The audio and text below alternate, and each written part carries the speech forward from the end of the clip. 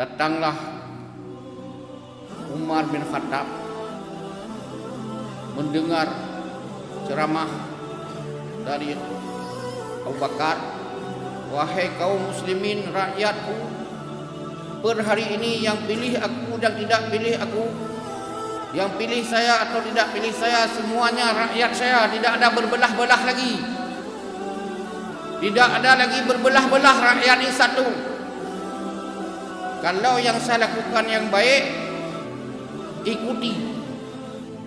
Kalau yang salah, tolong cegah saya. Jangan ikuti. Umar bin Khattab mengambil pedang tajam. Dia sebut, hai Abu Bakar,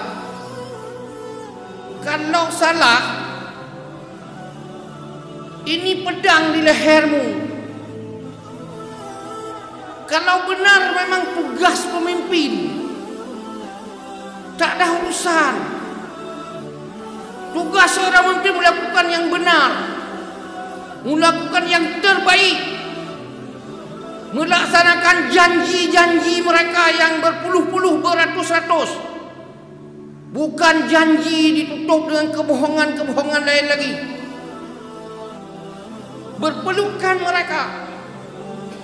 Kata Abu Bakar, kamulah yang menyelamat aku dari neraka. Hai Umar, jangan coba puji-puja saya, jangan jilat-jilat saya, kata Abu Bakar. Saya tidak suka kepada rakyat penjilat, kepada penjahat, kepada penjilat, kepada pejabat yang penjilat, pejabat yang panjang lidah. Itu mereka yang buat saya petaka besar bagi bangsa, bagi umat, bagi saya sendiri, kata Abu Bakar.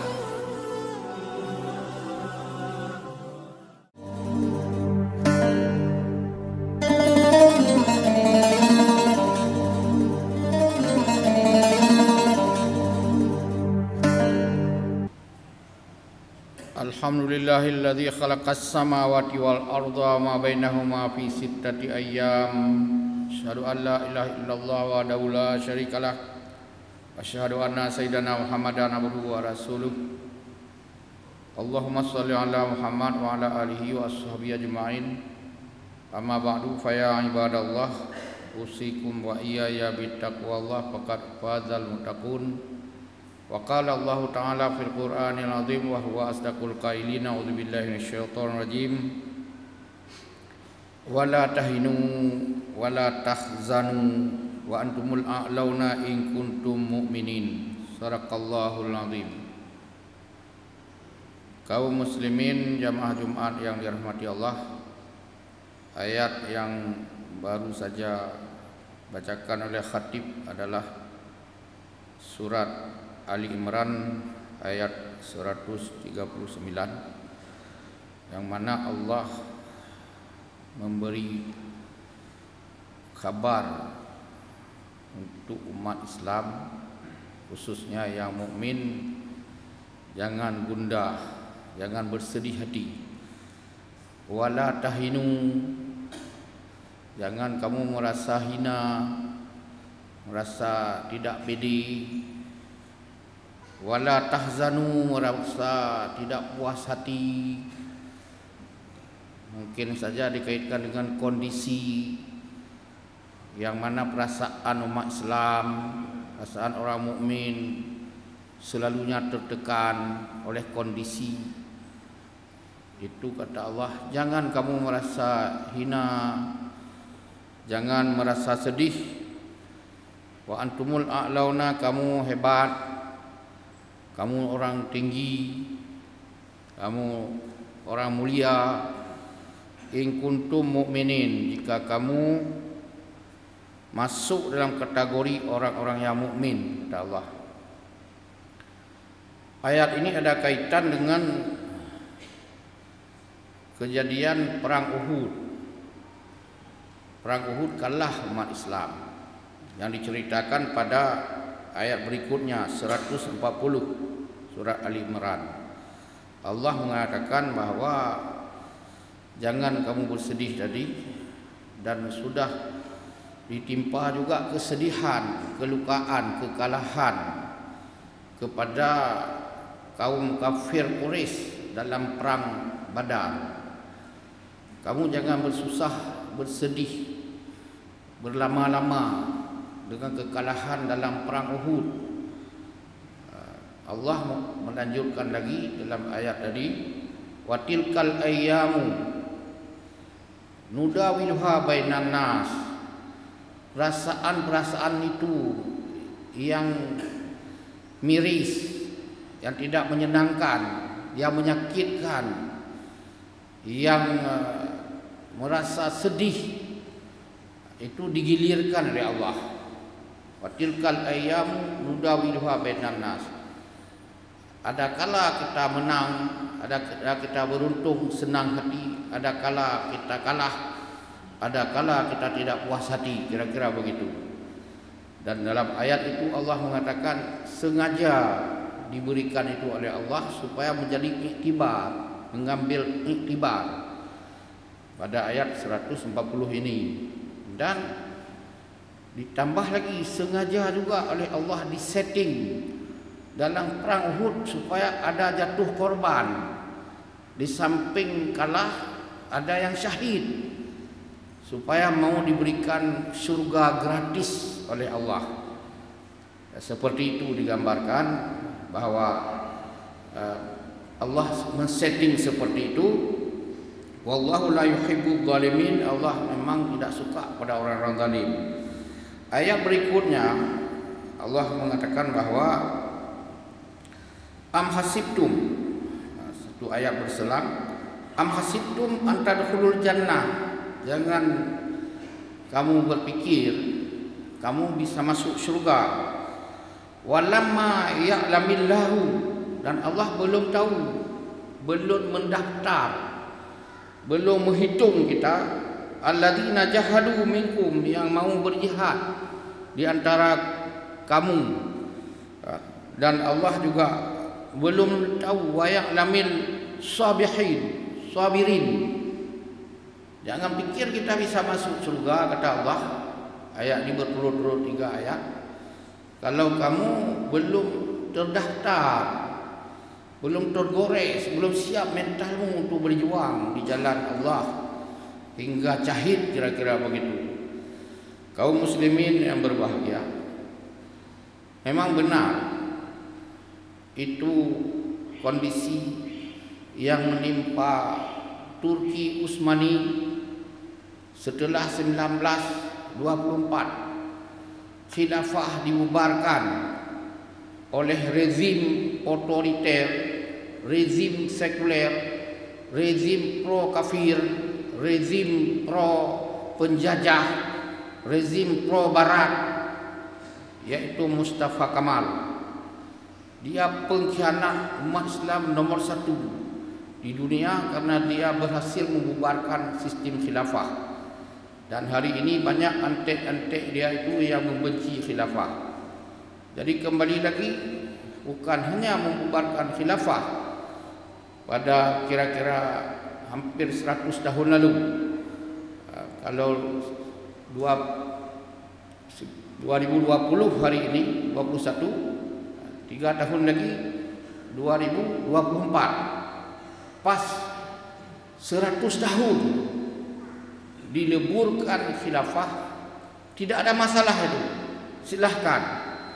Tapi tidak boleh baca Quran lagi, tidak boleh khutbah dengan bawa ayat-ayat jihad lagi, tidak boleh lagi berkhutbah, berceramah. Ulamanya diborgol, ulamanya disiksa, diinjak, disepak oleh aparat, ulamanya dikriminal, ada yang dibacok, tidak jelas proses hukumnya, ada juga yang mati juga, imam-imamnya di macam-macam yang negatif. Itu hampir 100 tahun kondisi tadi yang disebut oleh Allah, wala tahinu wala tahzanu wa antumul a'launa kamu hebat, kata Allah, in kuntum mu'minin. Jadi per hari ini hampir 100 tahun menderita perasaan, urut-urut dada, basah muka dengan air mata, doa 100 tahun mereka baca, baru lahir hari ini rezim yang pro Islam. Kira-kira Allah dalam surat As-Saff mengatakan, yuriduna liyutfi'u nurallah. Surat As-Saff ayat 8. Mereka itu rezim pro kafir itu, rezim durjana itu, yaitu model dan tipe kepemimpinan Mustafa Kamal yang sekuler-kuler ini. Yuriduna liyutfi'u nurallah. Tidak boleh didengar ayat-ayat Quran, tidak boleh ada orang mencegah mungkar. Orang mengamalkan ajaran Quran hanya boleh ya'muruna bil ma'ruf, menyeru kepada yang baik-baik saja, menolong orang-orang yang baik, tugas-tugas baik, menolong orang menderita, memberi zakat boleh, pergi haji boleh, dana haji dimanfaatkan untuk kepentingan tidak jelas boleh, baitul mal bayar zakat yang bagus, uang itu dimanfaatkan juga untuk mensejahterakan bangsa. Begitu kira-kira umat Islam simpan uang di bank banyak-banyak. Jadi beli makanan-makanan produk mereka tidak perlu ada label halal. Yang nuntut label halal bermasalah, dianggap makar. Jadi begitulah kondisi hampir 100 tahun. Yuriduna liyutfi'u nurallah, sengaja dengan sistematis dituduh Islam intoleran, dituduh Islam penjajah, Islam produk Turki itu yang bagus, yang asli, yang lainnya Islam palsu, Islam penjajah, Islam Arab, Islam radikal.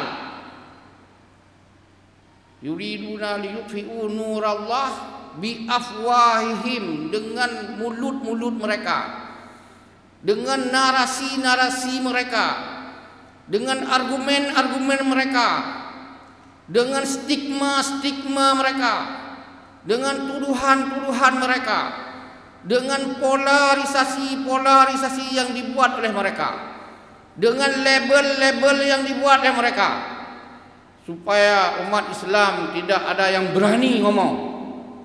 Karena ngomong itu dianggap membahayakan, mengkritik dianggap membahaya, dikritik dilawan dianggap lawan pemerintah.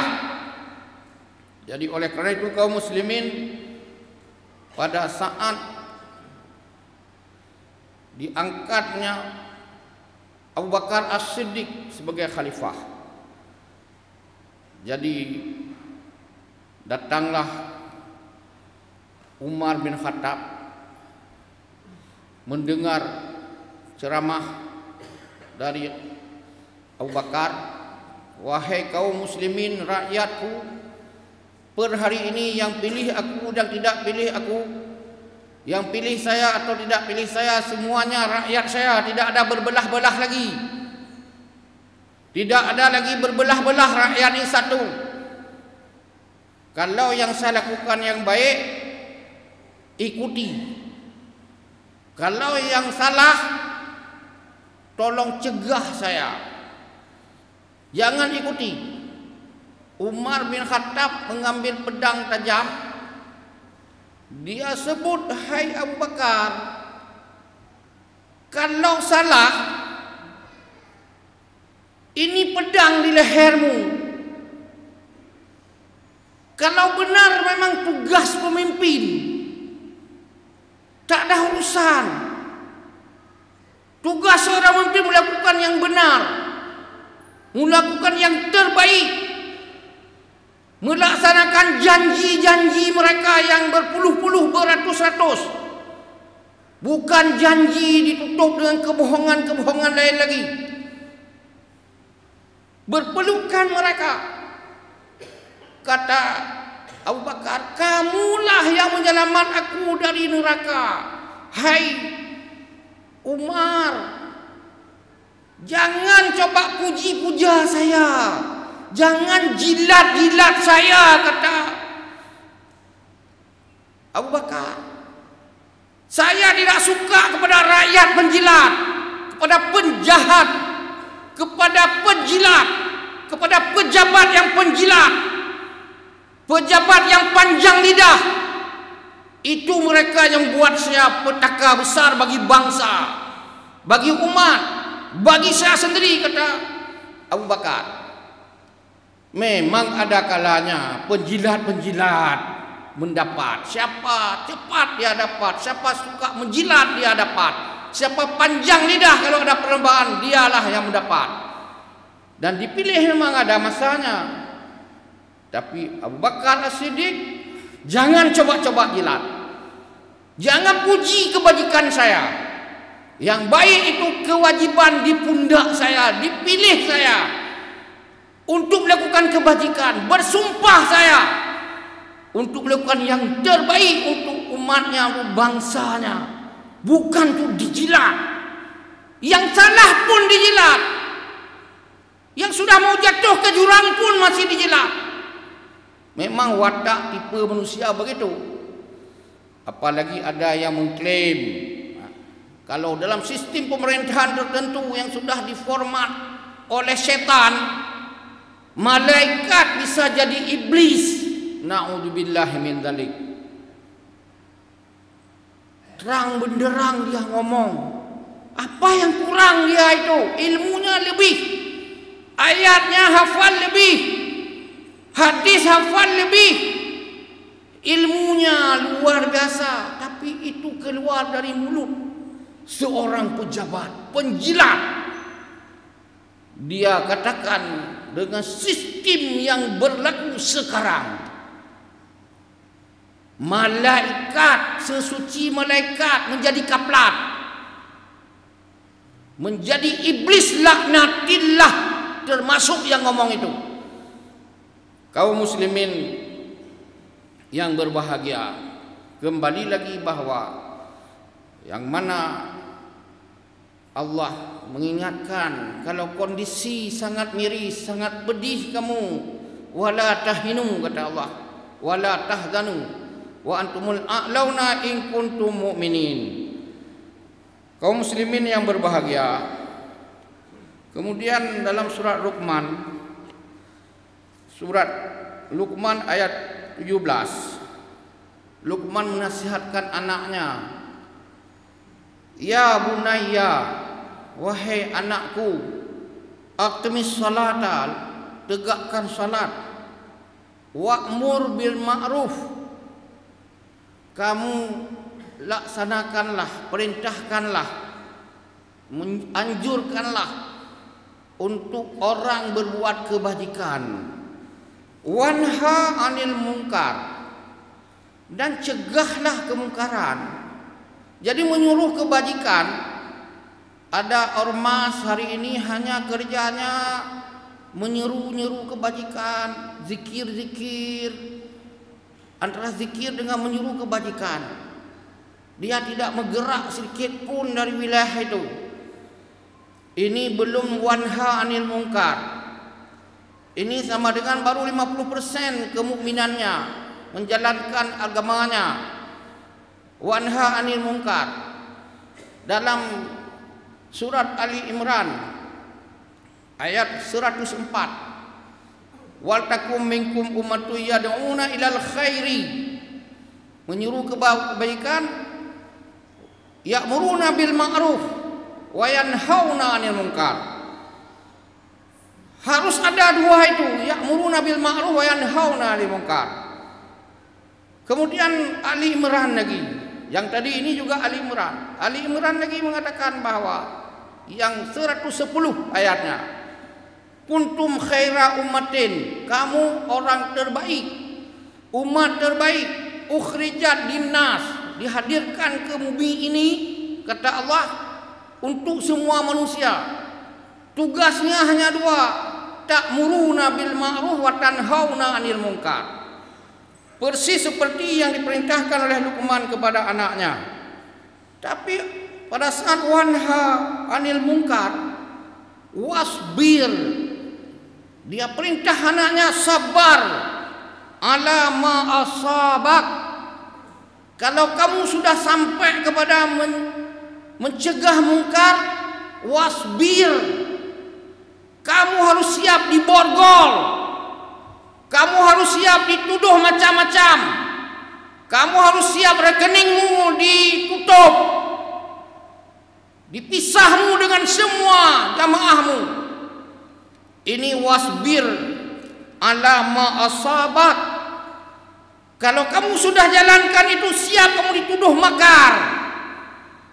Ya, ini ayat. Ayat ini sudah nongkrong lama. Dalam Al-Quran hanya dipegang-pegang Qurannya. Jadi seperti itu kondisinya. Allah mengatakan bahwa wasbir ala ma asabak. Anakku, kamu harus siap ya.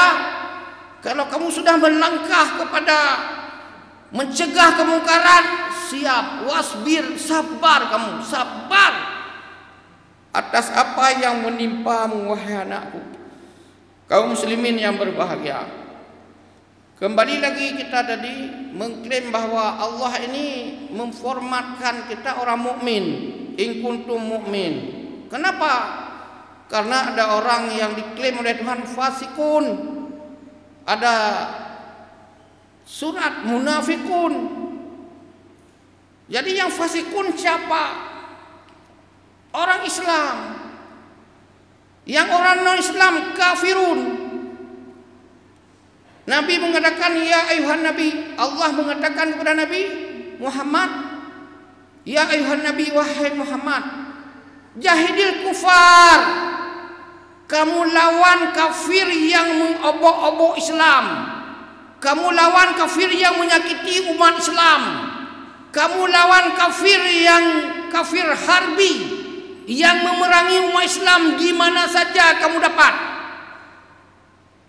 Kafir dah dua, zimmi satu. Zimmi dilindungi, tidak boleh kita perang, maka tidak pernah kita perang. Kafir yang damai-damai, kafir yang tidak mengobok-obok umat Islam yang mayoritas. Tidak ada perintah itu. Jahidil kufar wal munafiqin, kata Allah, dan juga orang munafik. Jadi Taubah ayat, surat Taubah ayat 73. Dan waghlud alaihim, harus kita lawan dan kalahkan mereka. Hari ini mereka merajalela lewat perang medsos, perang media. Kalau media sebahagiannya yang kepentingan Islam kurang bergairah dia muat, yang menjelek-jelekkan Islam berlomba-lomba mereka pamerkan. Itu perang juga, termasuk dalam wilayah ghazwul fikri, perang pemikiran, termasuk juga dalam istilah yang paling keren hari ini, Islamofobia. Itu kafir itu sebahagian mainkan Islamofobia yang tidak jelas, dan tengok di Google apa itu Islamofobia. Sebahagiannya, lebih banyaknya orang munafikun di situ, yaitu orang Islam yang tanggung ilmunya, tanggung perhatian orang tuanya, tanggung perhatian dari ulama-ulamanya, atau ulama diam-diam saja. Satu ketika sahabat bertanya kepada Rasulullah, ya Rasul, seandainya di kampung kita, di negeri kita orang banyak orang salihun, umumnya orang saleh, masjid penuh, Jumat sampai keluar-luar, harus ada tenda lagi, subuh juga sudah penuh dalam kudih bak kafe-kafe melimpah, oleh bang masjid dia bak kafe-kafe ilham tu bengok-bengok. Hebat. Apakah Allah tidak akan membinasakan negeri ini? Bala, kata Rasul, tentu akan dibinasakan pada saat Orang-orang yang baik diam. Orang baik tidak open dengan kemungkaran-kemungkaran. Orang baik tidak becus hanya kebajikan untuk dirinya sendiri. Pasti Allah akan mendatangkan petaka.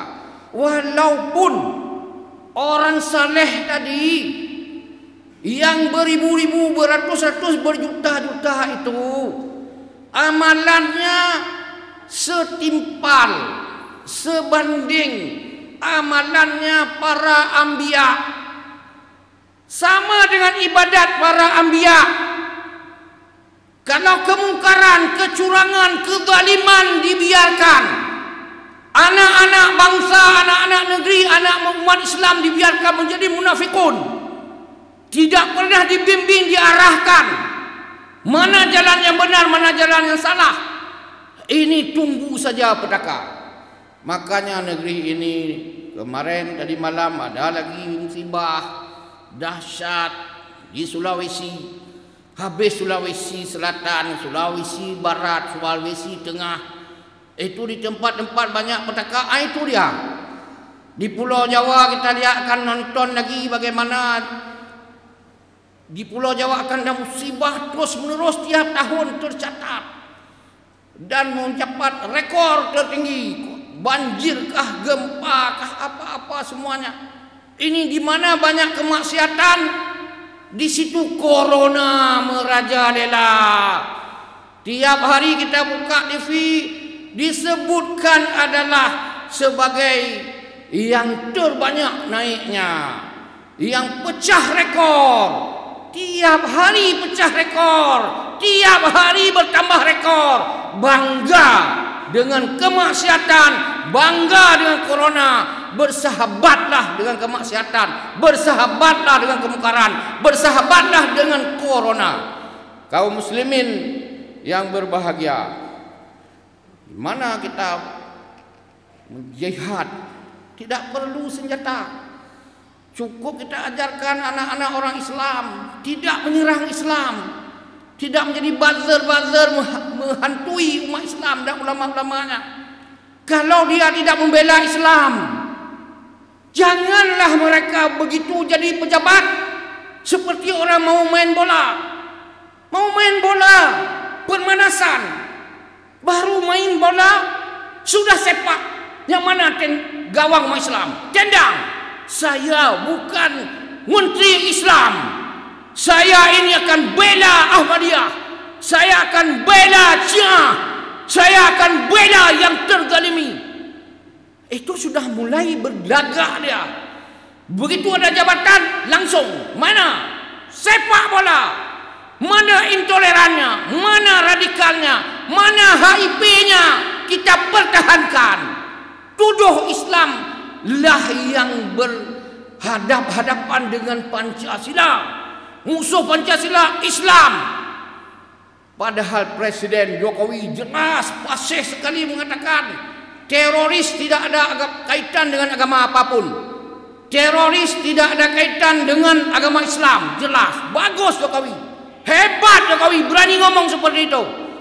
Tapi yang di bawah-bawahnya perlu Pak Jokowi beri peringatan. Jaga mulut mereka. Jangan sepak bola ke gawang umat Islam. Kaum muslimin yang berbahagia, mudah-mudahan bangsa ini rukun damai. Mayoritas umat Islam bisa. Islam itu namanya damai, bukan radikal, bukan intoleran seperti dalam otak kalian. Yang sebut Islam radikal, Islam intoleran, Islam anti Pancasila, Islam anti NKRI, itulah mereka kader-kader PKI, anak-anak PKI. Islam seperti yang disampaikan oleh Jokowi tidak ada kaitan dengan kezaliman itu. Islam adalah agama rahmatan lil alamin. Islam adalah sebagai namanya sendiri, damai. Islam tidak diganggu, umat Islam aman damai negeri ini. Mudah-mudahan Pancasila aman dalam pelukan umat Islam. NKRI ini aman dari zaman ke zaman, tidak akan berakhir sejarahnya. Islam bisa menjamin damai di negeri ini. Mudah-mudahan NKRI diberi keselamatan oleh Allah. Tidak ada pihak-pihak jahil memindahkan dengan eka sila.